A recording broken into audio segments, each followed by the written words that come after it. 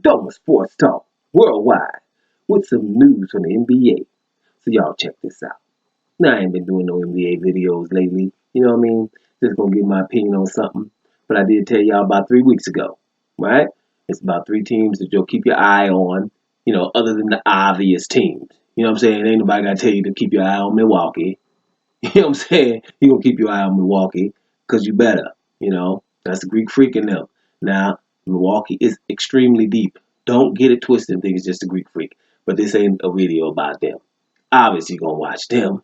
And then there's a couple of other teams in the East. But you're thinking maybe Boston or whatever, right?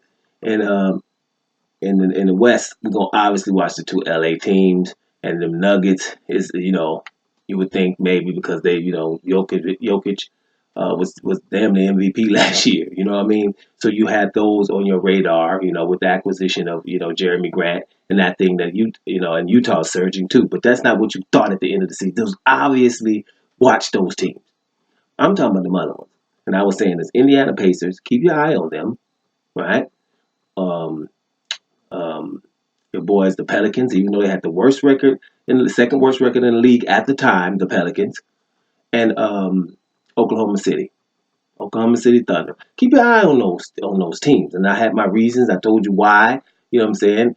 Um, and here are two of the reasons. It's gonna be love from LA, from the from your boy Brandon and Shay. You know what I mean? Shay Gilgis Alexander and Brandon Ingram. If you've been watching the last couple of days and last weeks, they have surged.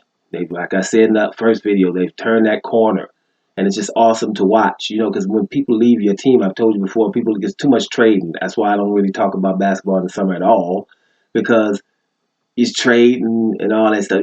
Damn, I just was hating on you last year. Now you're on my team, or vice versa. Had love for you and you left. And the ones that leave, you don't just drop them. I don't. Never have been that way. I keep following people. They leave an LA team, then I might got some love for them. Look, Blake Griffin in Detroit. Can't stand Detroit, right? Can't stand Detroit. I don't really never like Detroit, really. You know what I'm saying? It kind of gave him a little love back when Rodman was there for a minute, playing that defense. That was awesome to watch. But, you always didn't really like Detroit, right? But I'm, watch every now and then now when Blake can play. Because Blake, I'll be eternally, grateful for what Blake did in LA with them Clippers, right? Some of the best on somebody dunks ever, and to watch him evolve into what he became, a versatile player and all this 3-point shooting that they forcing everybody to do nowadays. You just got to shoot threes and nothing else, right? He was able to do that. And it would have been good if that didn't happen because you would have showed more of his game that he has around the rim, finishing with either hand, going either way, off the dribble, being able to spot other people, make other players better. All those things that he learned how to do, and he was able, a versatile player. Wow, too bad. So when he left, it's like, so okay, well, I'm gonna definitely watch him. But he's been hurt them knees because he's been dunking on people. Some of the best highlight reel dunks in the history of the game on people for sure. Now I know there's some other ones out there, but anyway, we ain't talking about Blake neither. It's just people leave LA.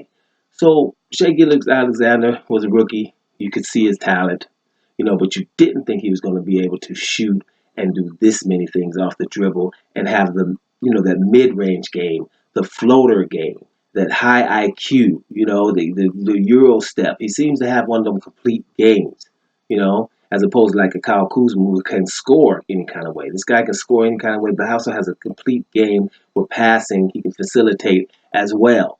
And that's going to even get better, right? So when you're watching that, the confidence is the key. But to watch him, put up that 20, 20, and 10, all right, the other day is just phenomenal. But he's been, you can see he's surging.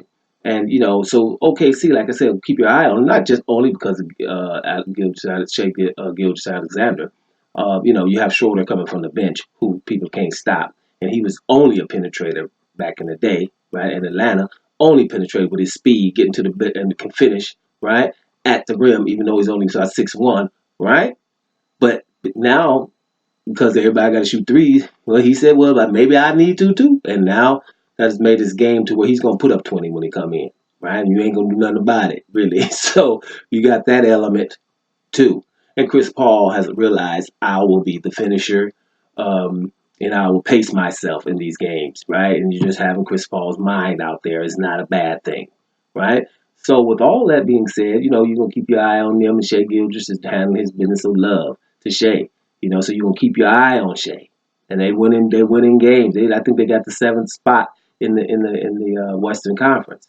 Now, team, I was just saying about the Pelicans. They had won only about 12 games when I did that video, right? I'm like, but whatever.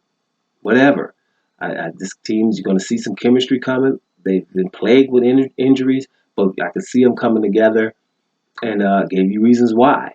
And one of them is Brandon Ingram has made that turn, right? And it's good to see too. You got shipped out of LA. Okay, you're gonna get shipped for AD, right? Anthony Davis can. A whole lot of people get shipped for Anthony Davis, so there ain't nothing to feel bad about. You know what I mean? This is Anthony Davis we're talking about, one of the top three, top four in the league, and has been that way for the last 5 years. It is what it is, right? But okay now, all them back in the day, you couldn't compare him to Durant. You couldn't do this, and you couldn't do that. No, he passes on Durant's level now. Okay, his handles are, well, I ain't gonna give him over Durant, but on his level, that perimeter. But going to the back, Durant got a crossover too. Like, let's not get it twisted. Durant is a better shooter, but it's not ludicrous to compare them anymore.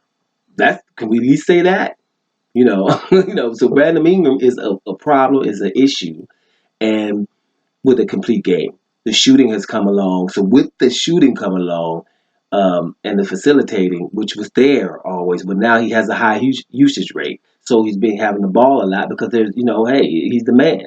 He's the man. So with that being said, the team winning without Drew Holiday, who we know Drew Holiday is like, how they people like the two-way players. Drew Holiday can play both ends of the court at a very high level, and is a top echelon guard. He's out. And one of the best shooters the NBA has ever seen, JJ Redick, is out.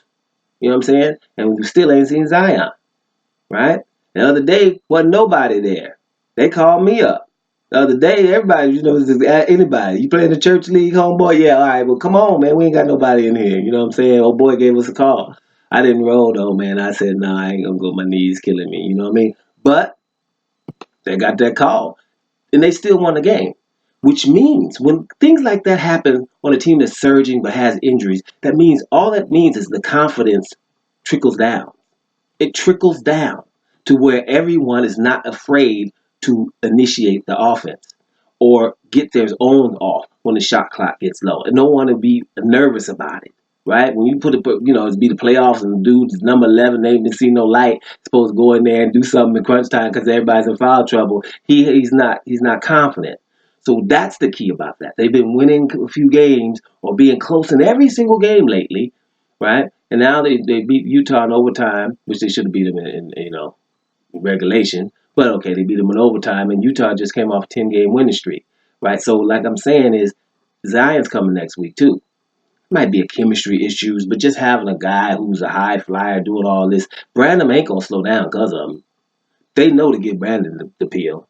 You know what I mean? They know that. So with that being said, they're going to be, that eighth spot that I was talking about they could creep up and get, it's still possible. It's not a done deal. It's still the West. It's a lot of the teams in front of them are not bad. None of them, right? But I just see the Pelicans. They're going to go on a road trip now, about 5-6 games with nothing but awesome teams. Like everybody. It's awesome. It's coming to the Pelicans. But let me tell you something. They already beat Utah. Ain't nobody hotter than Utah. So they beat Utah with your boy Donovan Mitchell hitting over 40, about 45, 46. I think, and Brandon Ingram had 40, about 46. No, Brandon Ingram had 49. So I think, your boy Donovan had 47 or something. Both of them went off, right? But they brought that game home in a game like that. So watch out for the Pelicans, right? Watch out for OKC and watch out for Indiana, who, is doing pretty good, got the fifth seed in the East. And this is all without Oladipo. Magden Brogdon been out in many games, right? Those are the kind of teams to watch. And what I mean by that is that, oh yeah, y'all gonna go into the first round of the playoffs and think y'all something like the number 1 and number 2 seeds, and they gonna mess around with one of these teams, right? And they gonna go further in the playoffs. That's what I mean by watch out for them, right? So keep your eye on them. But bottom line is, love is going the way with Brandon Ingram and your boy Shea. Both of them, keep your eye on. You can't watch every game, right? But keep your eye on these players. If not only is it fun to watch, and they're not just doing just we're shooting threes and we're running into people to get fouled all the time. You know, I don't want to start ranting, but you know, most of the NBA play, everybody swing through.